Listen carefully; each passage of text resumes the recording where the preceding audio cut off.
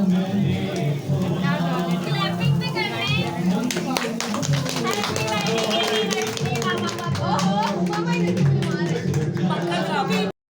वालेकुम, welcome back to my channel. उम्मीद करती हूँ सब ठीक होंगे। यहाँ जब मैं सुबह नाश्ता बनाने लगी थी, मैंने एक हाथ में मोबाइल पकड़ा और दूसरे हाथ से लाइटर से चूल्हा जला रही, तो इतना ज़बरदस्त किस्म का अंगूठा जल गया ना। इसीलिए कहते हैं ना, जब एक हाथ ना कम ना होता है ना, तो पंगा नहीं लेना चाहिए जबकि आपको करना ना आता हो। हालांकि पहले भी मैं ऐसा करती हूँ, लेकिन ना हमारा जो एक लाइटर है ना, जो बड़ा वाला, वो ख़राब हो गया। उसमें सेल डलते थे, वो मेरी गलती, मैंने गरम तवे पे रख दिया, वो जल गया उसका प्लास्टिक। तो अब दूसरा जिसे सिगरेट चलाते हैं ना, वो यूज़ करते हैं। हालांकि हमारे घर पे कोई सिगरेट नहीं पीता, पता नहीं ये कहाँ से नज़र आ गया था, तब मैंने इसको यूज़ करना शुरू किया। और यहाँ पे मैं नाश्ता बना रही थी, ये मेरा पराठा है। आजकल मैं, मेरा बेटा और मेरी बेटी, हम एक ही पराठा बनाते हैं, एक ही खाते हैं, और वो भी पड़ा रहता है। ये एक पराठा सुबह से शाम तक आधे से भी आधा हम तीनों ने खाया होगा, क्योंकि बीच में रामीन कह देती है मैंने केक रस खाना है। होने थे शाम तक के लिए रखे थे मैंने तो यहाँ पे हमारे जो बड़े भाई हैं उन्होंने आना था, तो मामा ने पाए रखे थे, तो उन्होंने सरप्राइज़ दिया। वो जल्दी आ गए क्योंकि मामा पापा की एनिवर्सरी थी, तो उन्होंने विश करना था, तो इसलिए पोतियों ने दिया सरप्राइज़। तो पाए बने नहीं थे, इसलिए मामा निकाल के तो कुकर में रखनी थी कि जल्दी से हो बड़ी जाए। बड़ी ये तो सारी उतार ले, बीच में से हड्डियों ने छोड़ देनी है ना। ये मैं पकड़ूं? आंटी फिर मैंने इसकी ना जाना है कटिंग कराने। अच्छा तो फिर मैं रोटी पहले ना हम हुआ है फिर आके रोटी खाने। नहीं, अगर भूख लगी हुई तो खा लो, अगर नहीं भूख लगी हुई तो कटिंग करवा के। नहीं तो पूछती हूँ। तो इस दफ़ा मम्मा ने अलग स्टाइल से बनाए हैं। यूट्यूब पे एक वीडियो देखी थी, उसको देख के मम्मा ने इस दफ़ा पाए बनाए। पहले भी इसी तरह ही बस बनाती हैं, लेकिन हल्का फुल्का सा चेंज किया था। तो बौंग डाल के ही ये लोग बनाते हैं। ये लोग इसलिए हड्डियाँ पहले निकाल लेते हैं, इनके ऊपर से बोटी जो ये होता है ना, गुदा शुदा, इसलिए निकाल लेते हैं कि वो फिर ना प्लेट में इतनी बड़ी हड्डी रखनी पड़ती है। तो जब ये सब कुछ गुदा शुदा अंदर से भी निकल आता है ना, तो वो फिर सबकी प्लेटों में आ जाता है। इसलिए मम्मा लोग ये काम अलग से करते हैं, क्योंकि मम्मा की सास ऐसे बनाती थी, तो मम्मा ने उनसे देख के ही सीखा हुआ है।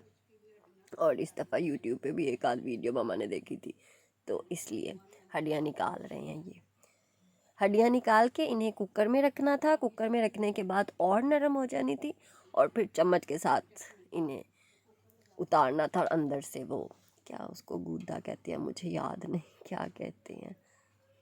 और यहाँ पे हम लोगों ने पार्लर भी जाना था, तो जो मेरी सिस्टर इन लॉ है, उन्होंने कहा था पहले खाना खा लेते हैं। मामा ने कहा पहले खाना खाना, एक ही दफ़ा निकलना, तो फिर मामू के घर से भी हो आएंगे। तो यहाँ पे ये तो मेरा पहले का ही क्लिप लग रहा है कोई।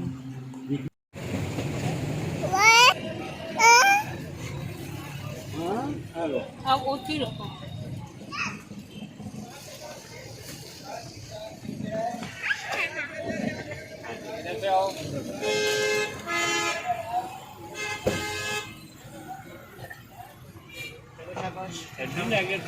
आ जाओ आ जाओ आ जाओ आ जाओ। केक ले तो लिया है। हाँ, और की लेना है? क्रीम वाला लिया। अच्छा ठीक। वो जब हमने पहले ही आधा काम नहीं होगा भजन, तो मैं वापस करके जाऊंगा।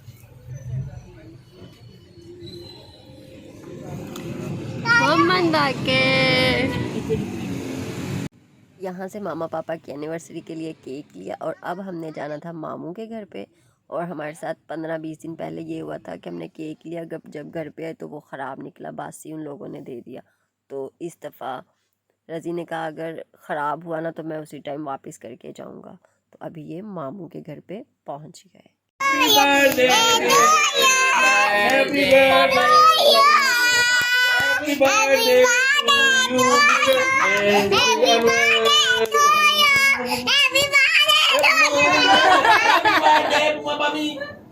ना कैसे रोएगा?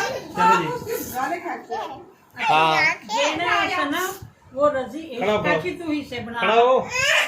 कितने बंदे हैं? 32 32 बंदे हैं। को ना बुला दे। शितान तो ऐसे आ जाएगा आगे को। बहन की टेबल पे पॉलिश वो जाके फ्लो हो गया। 3 करूँगा, 3 चौके 12। हाँ, हाँ, हाँ। 3 पीस करने पैने। ये वाला दिन गाड़ी में मेरे साथ ही जाता था। कौन? मैं जैन के पास नहीं जा रहा था। ठीक है। वायर बंदा था जैन जिसके पास नहीं जाता था।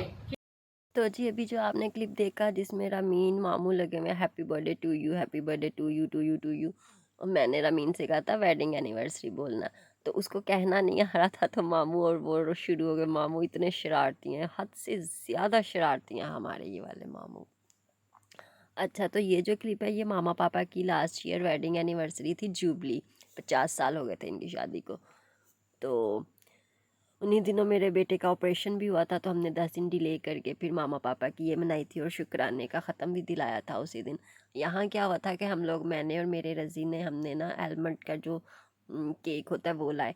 तो जो बड़े भाई हैं अभी बैठे हुए हैं, वो कहते हैं कि इस केक के लिए हम लोगों को इतनी दूर से बुलाया है।